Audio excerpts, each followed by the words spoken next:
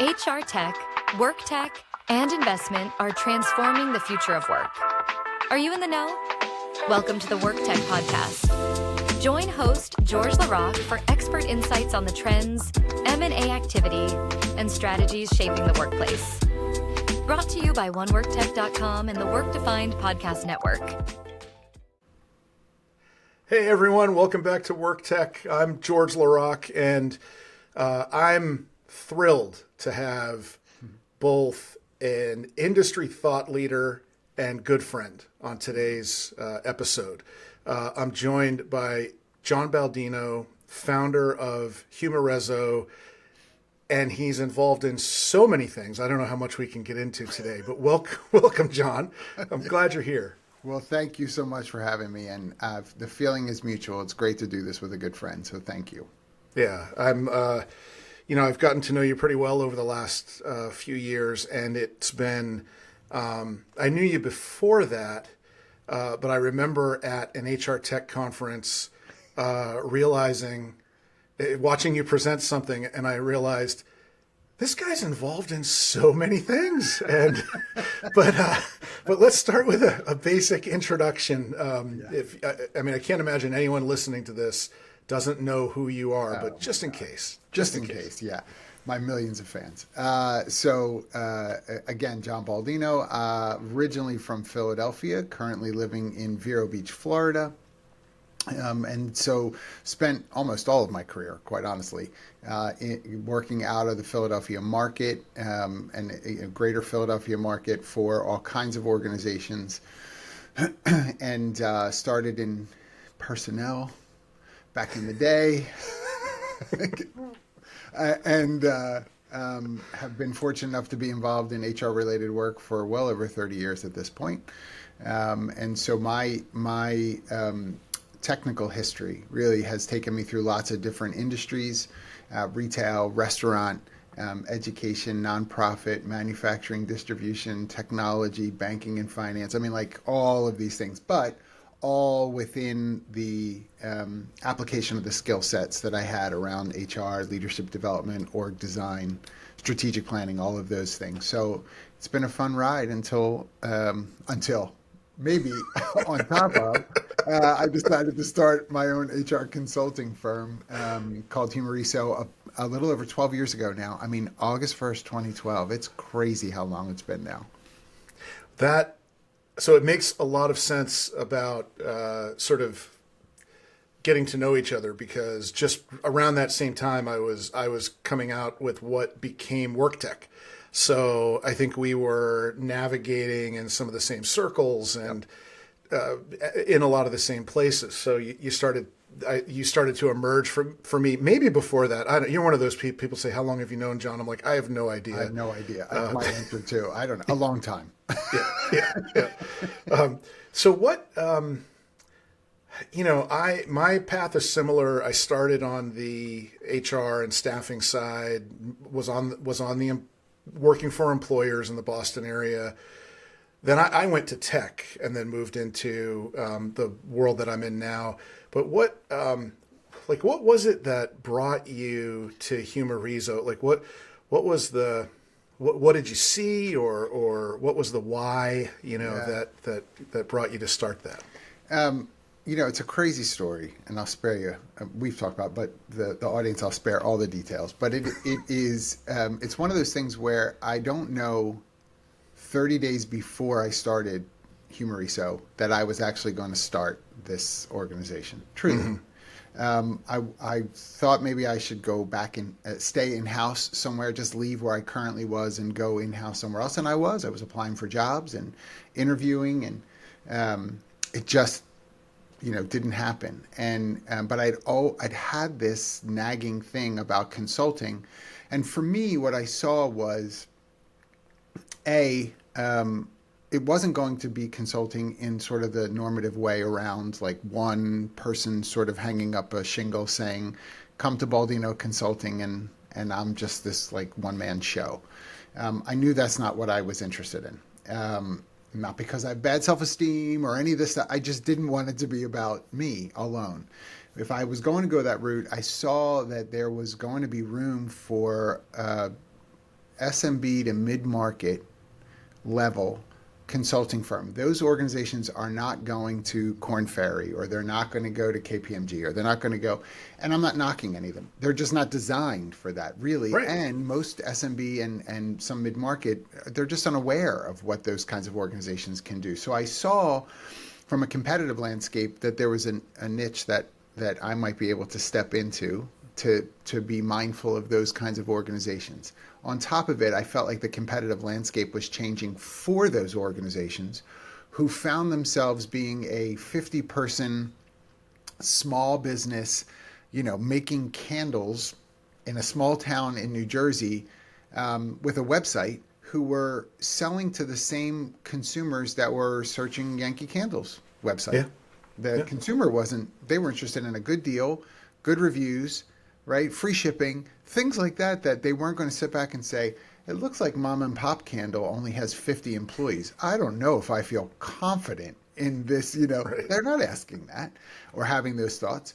But that mom and pop candle shop needed to be knowledgeable enough, limber enough, have some resources at its disposal to compete now from a talent standpoint with a Yankee Candle, just to pick on the example. And I felt like Humareso could do that. And I've been right so far. And you've become like a resource, as far as I'm concerned, around tech as well. And was that just always? I mean, it's just a part. It's a part of our world, or do you view that distinct in some way? It's always been there for me, right? So I did spend some time in technology directly, but I would say even early on. So when I started in personnel, I mean, for Pete's sake, people don't believe me when I say this. Like, manually, we did payroll for real, weekly. Yeah. It was manual payroll. Like you were doing the percentages, the decimals for local tax, especially those of you in Pennsylvania. Shout out to Pennsylvania. Local tax, municipal tax, school tax. Like, everything was broken down, different rates. Some of it tripped because of the amount that was made and things like that. So weekly, you were really spending time doing this, right? And making sure hours and time cards, we were literally the punch, right? Like gathering all of those things. Come on, y'all, right? And I'm saying all this because when payroll, as one example, started to be seen as a technologically based outsourced partner, when it was starting in its infancy to grow into what we now understand, I was right on it. One, out of necessity, because I kept increasing my prescription on my glasses annually. And I'm like, I know it's because I'm squinting, right, for all of these little lines that I'm looking at. I had 2 rulers trying to get to everything, each time. And the other thing was, I felt like I was never afraid of technology. And I felt like if we didn't embrace it, it was going to do what it was going to do without us. It wasn't going to ask for our permission as an organization to continue and to exist. It was going to run around us. And we would lose a competitive advantage. So I'm saying that to say that's kind of always been sort of foundational for me. So now in the world of HR tech, all these years later, like you and I both, right? We've been so fortunate to be involved with so many organizations that are testing out ideas and spitballing some things and becoming startups and raising their first rounds of funding, and, right? Trying to what's their go-to-market strategy and what's the differentiation for this tool over another. And so I love that. I think that's fun and exciting. Yeah. Yeah. And I want to jump in on that, but I want to just for Humareso. Yeah. It really is a depending on the client, I'm sure, but there's the process, the strategy, the employee relations support, you could be whatever they need based on where they are in their journey, including the tech strategy to support all of that. Absolutely. Yeah. And it's been, like I said a few minutes ago, I never wanted it to be just me. And it's nice that I've had a great career, and it's fun, really. And I'm not saying this because it's over. I feel like that's what I should be saying next. That's not what I'm about to say. But For us, we've got a great staff, a staff that's grown a lot, right, through the years. And so they have they're brought in with skill sets, right? That's why we're adding them to the team. And so to have, yes, whatever an organization needs us to be, some of it's just straight up blocking and tackling, right? No, you can't put your I-9s with everything else. I know that doesn't make sense, but here we are. We're going to help you organize that, right? From that kind of stuff up through training, up through systems management, up through the full employee experience like you were talking about, and DE&I work and comp analysis and all that kind of stuff. But the technology piece as well is a facet of what we support. And honestly, I think one of the biggest things that we forget, sometimes being involved with as much of HR as we have for all these years, not everybody naturally knows these things. Right. Right, you just lose that because you're so used to being around so many people that know stuff, that when you come across organizations, small business, mid-market, I can't tell you how many HR practitioners I come along and chat with who say, when I say, how'd you get involved with HR? And they're like, I'm not really sure. It just kind of happened. I didn't go to school for it. Someone told me to start doing the new hire paperwork, and now all of a sudden I'm HR, right? That's what happened. Yeah. And they genuinely don't know a lot of things. They've not been exposed to a lot of things. So when we go to a tech conference, as an example, and we see all these great tools, so many day-to-day HR practitioners will never walk through those halls to see any of that, right? Yeah. Yep. And I think there's also, even the ones that do, they're doing their job, and they've got their head down, and and then they decide that they need something, and they come up for air or to our world, and it's just things are changing, year to year, quarter to quarter right now. Yeah. I can't imagine not really paying attention for a few years or just locked into my HCM and ATS and then asking what's new. It's like drinking from the fire hose at that point. And it's so overwhelming. I think you would just shut down. You're just never mind. Yeah. I'm not going to stress about it. Right. So what's really interesting, you're not just the under 50, you've got clients at a range. So your lens is pretty broad. So these tech providers, they get a lot of insight from you. They get I always, from the minute I jumped into tech, my first role at a tech shop was with the company that became Brass Ring. I was employee number 10, and when they called me, they had been a partner in our consulting company at the time. We had 50 people in the Boston area, and we would bring their resume processing tech into a client if they didn't have simple resume search. Yes. And they called me about a job, and I thought they must want me to work with their clients on their implementations, not thinking they don't even have any clients yet. There's none of that. But they wanted me to go take it to market and sell it because I understood the buyer. I understood the day-to-day. And that, I feel like you're in it right now, and you're providing some perspective.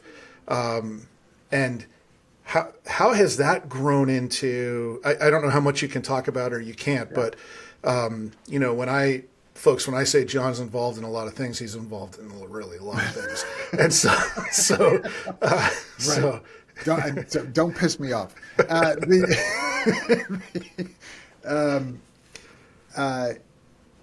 First of all, I completely agree with what you just said, because what we're seeing is there are clients that we have and prospects that we're talking to.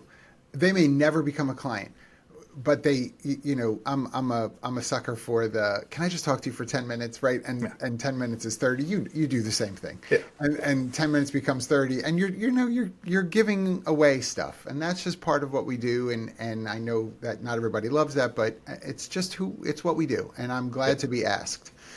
And so many questions are coming up around technology. Yes, everybody is hearing about AI, and they don't really know what that means, right? What does that look like? And I'll ask, well, what do you think that is becoming?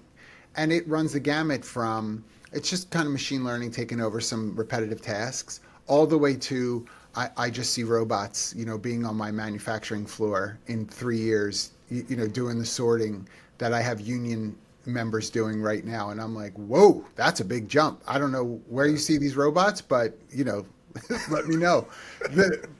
But that just gives you an idea about it. It really can go with imagination.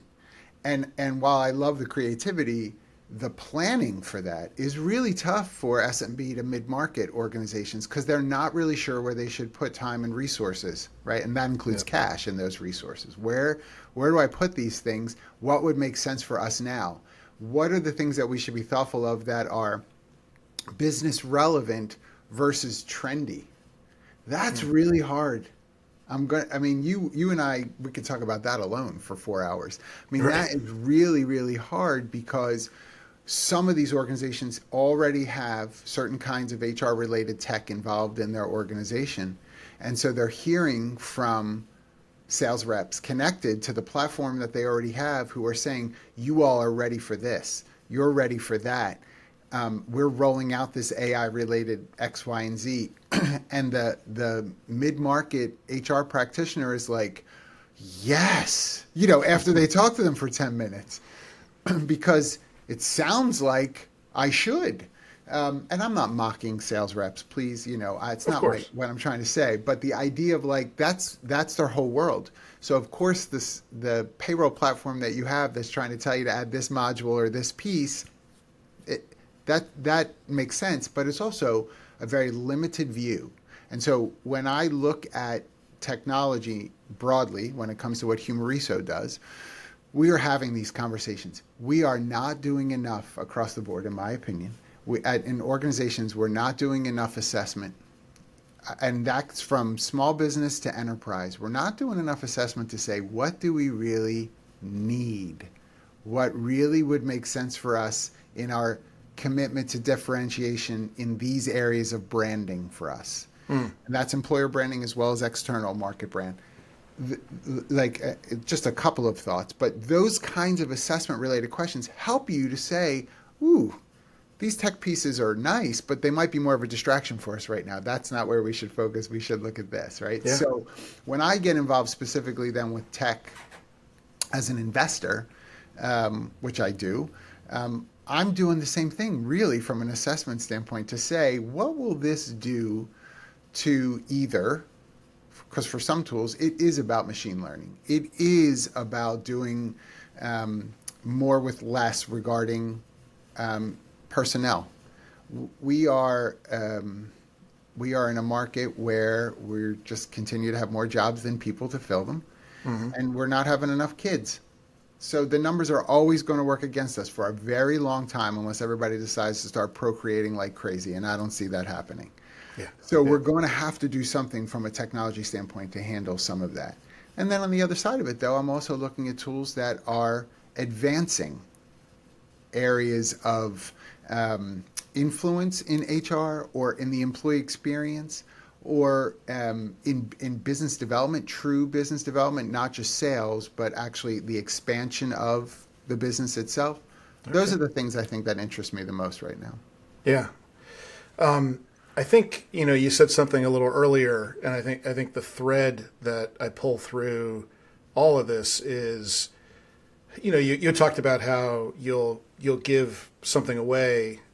Someone calls and you want to talk. You care. You really care about the HR itself, the profession, the industry, the people, the employees that they're all caring for.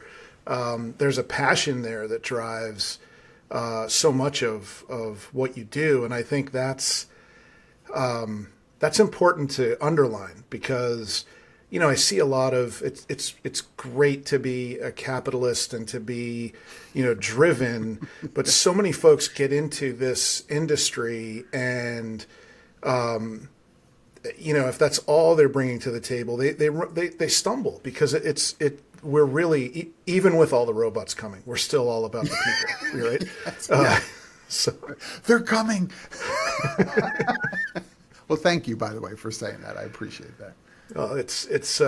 I think that's one of the things that becomes really obvious in conversations with you and your approach to the companies that you're helping, as well as your customers and just the market in general. Well, and again, I do appreciate you saying that. And I think it also should encourage all of us listening, honestly, to think more about the people that we're serving with all the things that we bring to the table, and remember that they're individuals. And I'll come at it for a quick second from the other side of it, which is not speaking on behalf of the people that we're trying to serve as well. I cannot tell you how many times when I talk to organizations about technology and they're like, oh, we can't do that here. Our people are not great with technology. And it's such like a broad judgment. And I'm like, well, what is that based upon?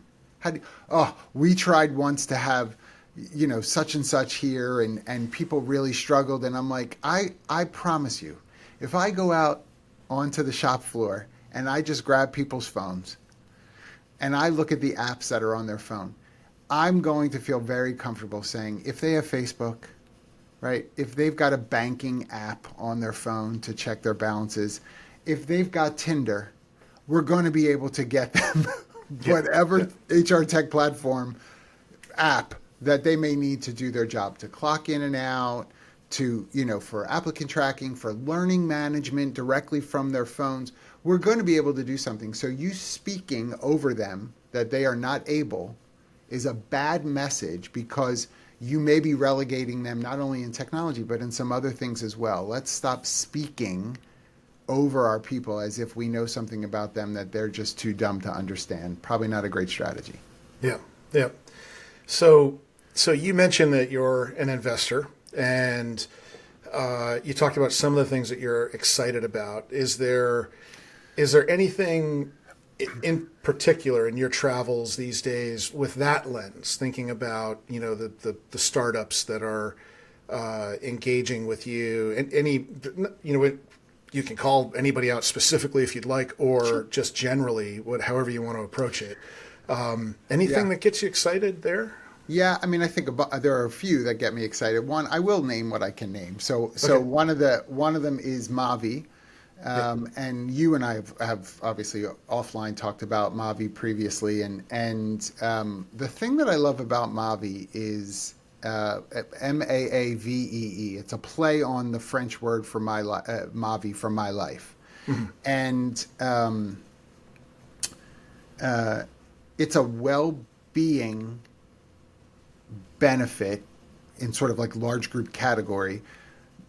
But the thing I love about it is it's so individualistic in how someone can experience it, though it may be distributed as an employer-related benefit offering. It doesn't have to be, but it may be that way. Like, hey, we're giving you access to Mavi.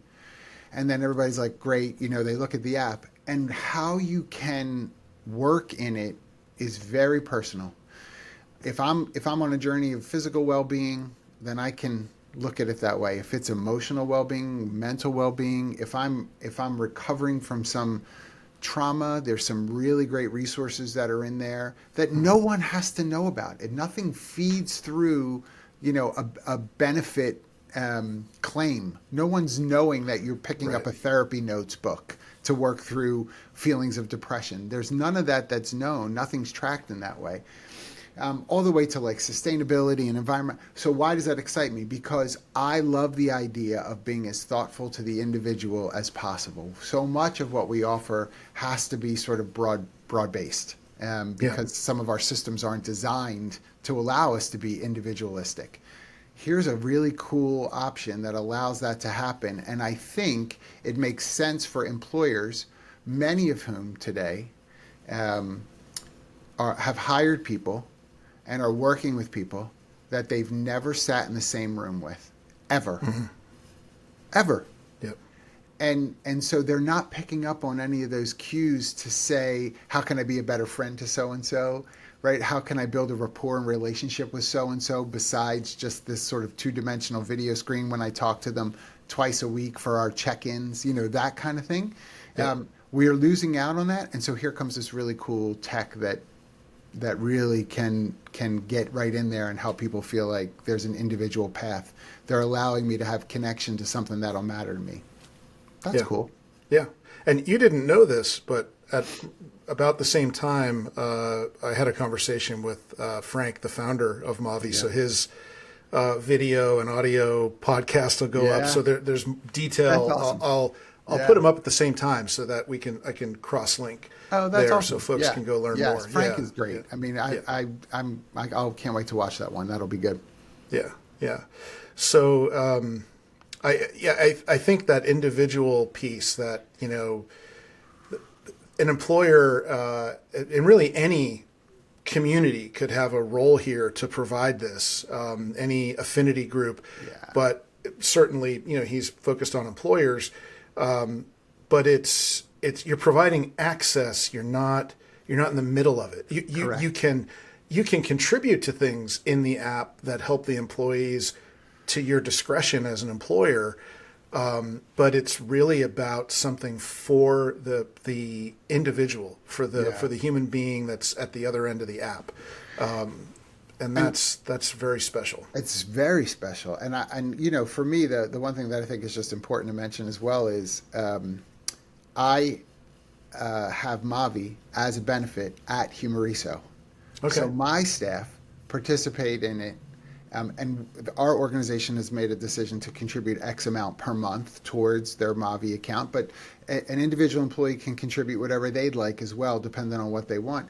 And I've got people buying bikes and special bamboo related sheets that help them stay cool at night because they were like, I don't know, going through the change or whatever's happening there. I don't ask all those questions, right? But whatever's happening, it's very, and and the reason I'm saying these examples is because some of these folks have shared them with the rest of the team to say, I just want to show you what got shipped to my house today, and we're on a Teams chat together, and everybody in the company now knows what you got. That's pretty cool. It helps to start conversation. It helps to build relationship, even amongst one another when they're like, oh my gosh, tell me what that's like, and maybe next month I'm going to order that. Like that. That's cool to me. I think that helps to build camaraderie.